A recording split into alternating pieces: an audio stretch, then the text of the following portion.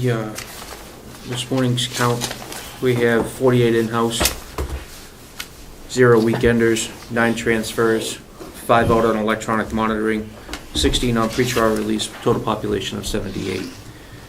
Took in 13 inmates last week, 9 were repeaters, and released 10.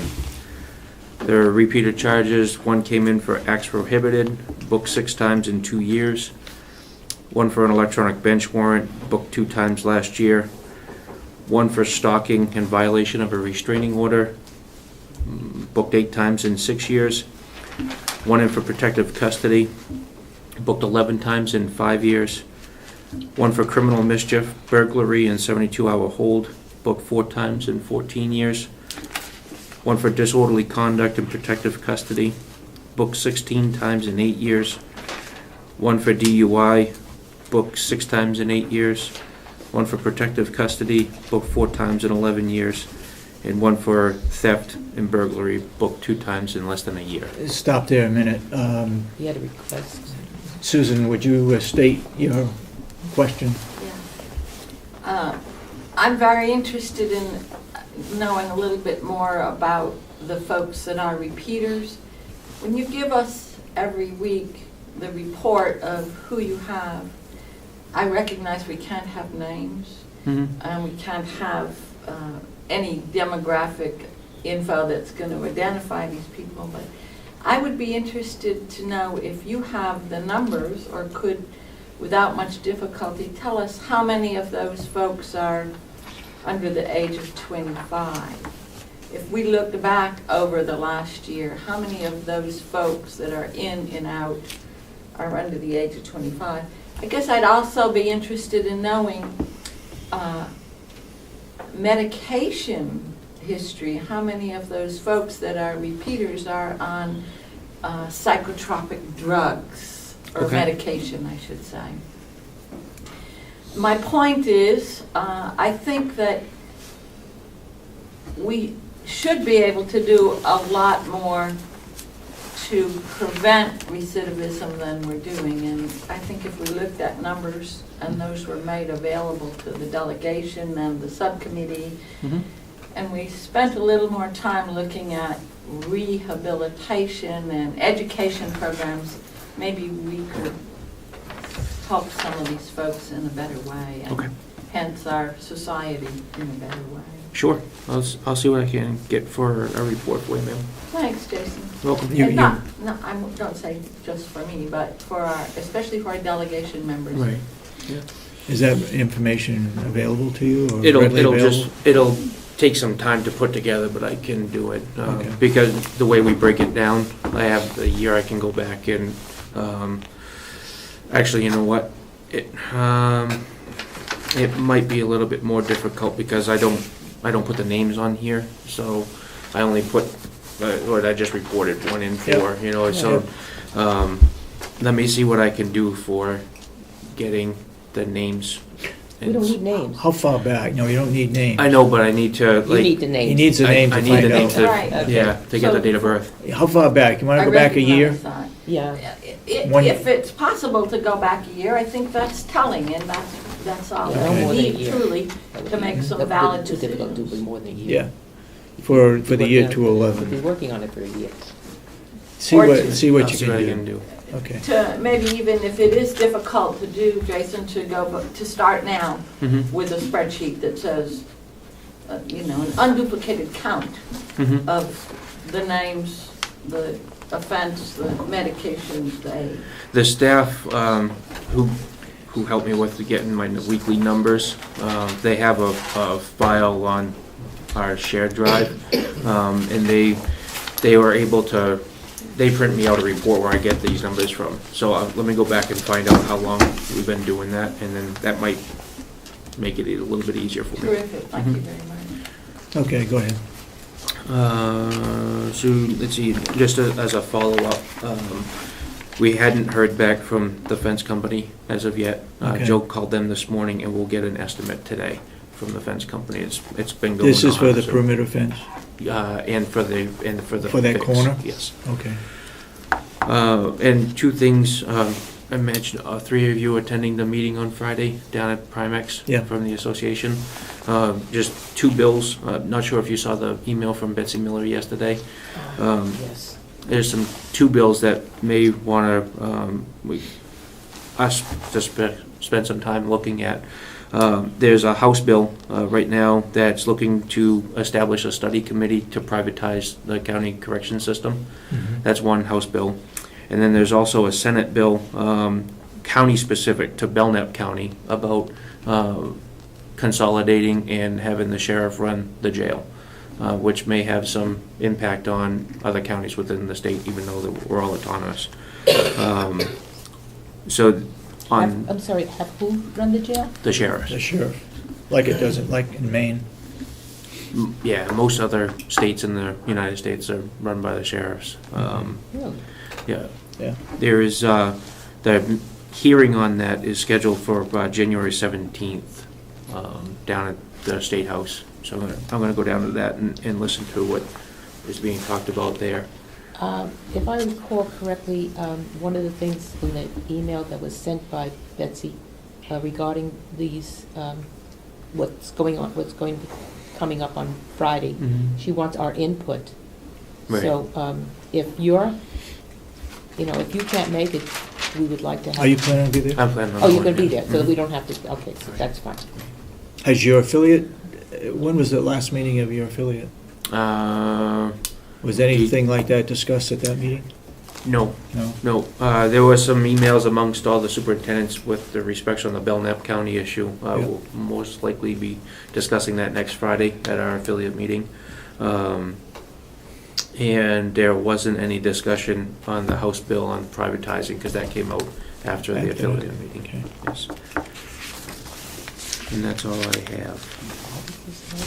Okay, have you, On the you want the RFP? yeah, have you had a chance to look at that? Mm-hmm. Okay. Yep. Do you have any Do corrections? you want to insert a start date for this? I just put this in draft, so I didn't know when you wanted to put this out I'll put it out right away. right away. Yeah. Okay. So I can send it today? Let me give it to the business office today? Yep. Okay. Sooner the better.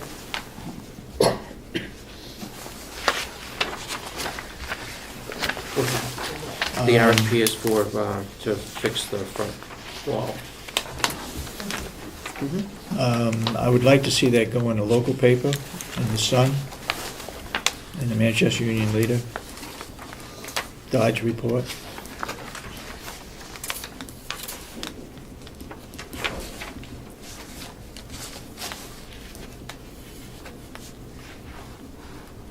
I'm sorry, sir, it was the Dodge And report. if you Dodge know, Report, yes. Dodge Okay. Report, and if,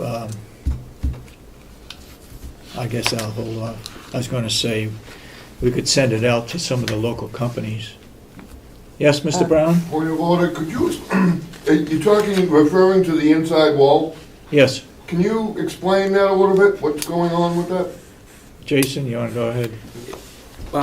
We had settled for, was it 45,000. 45,000.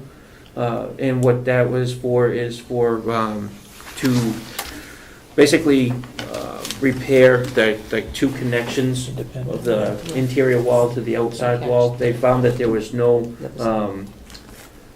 building malfunction, that the wall itself was designed to move, and what we're seeing is the movement. So what we're doing is trying to hide the expansion joints, if you will.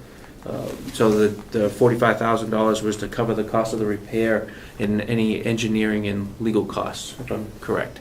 So this doesn't have anything to do with the break? No. No. No. No. This is something totally separate? Totally Yeah. separate, yes, sir. Totally different.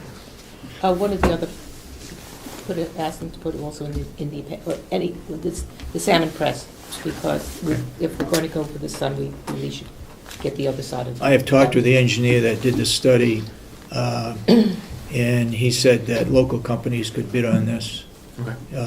especially with the dimensions and the diagrams that are included in the proposal. That's why I say, make sure it goes in the local papers. Sure. Absolutely. So, just for clarification, Sun, Salmon Press, Dodge Report, and Manchester Union. Right. And you got the independent, right? Okay, Yeah, that's Salmon Salmon Press. Press is independent. Okay. Website too, I imagine, or What's that? the website as well? Yes. Yeah, might as well. Okay. Normally, we give them a couple of weeks to prepare the bills, So- so, 2 weeks? yeah, at least 2 weeks. Okay. Anything else?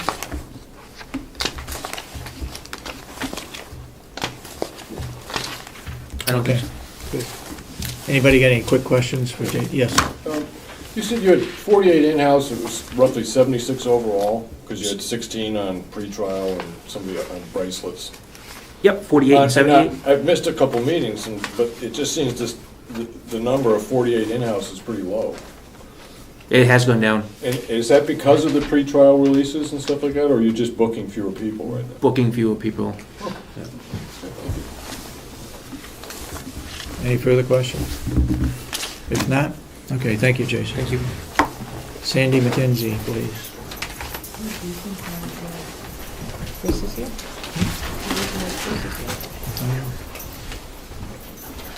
It's not on the agenda. It's on Monday.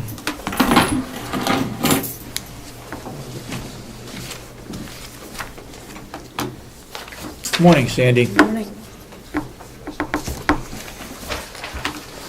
How cold was it at the nursing home this morning? It was nice. It was nice? Happy New Year. Nice and cold. This, actually, it's very, it's nice. I mean, it's a good temperature. Census is 101, private pay residents 21, 8 Medicare, 6 pending Medicaid, 66 Medicaid, and we had one a death over the weekend. Our recreation department is working on absentee ballots for voting next week. Our business office has been notified that our Medicare, Medicaid cost report is due March 31st. So we were working on that. Health occupation students will begin their clinical January 15th, and we spoke about that. I think that there are actually 2 classes, and we're looking forward to that. They'll be working during the daytime hours and be monitored by one of the instructors from the government school system. Holiday meals, I really need to say thank you to all of the staff and volunteers during the holidays from Thanksgiving all through New Year's as far as our meals are concerned, all of what they did to make the residents comfortable during the holidays, and a special thank you to the Garden Club for the wonderful centerpieces that they provided to the Mount Washington room. You've sent them a thank you note? Yes, I did, yes.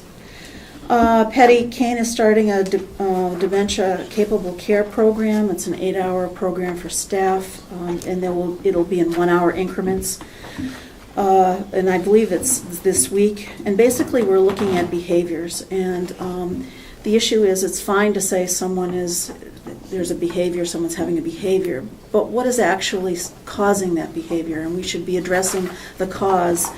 And not always, looking directly at the behavior and giving medication, et cetera. And I'm not saying that we do that, but again, this is education for the staff. I mean, and the more we know, the better we can take care of residents. So that is beginning this week. Yesterday, Dr. Julie Furlan came to visit our facility. She's from Molten Borough Family Practice. She toured the building with Dr. Lewis, and she'll be added to our physician roster. And, So it's not that Dr. Lewis is leaving.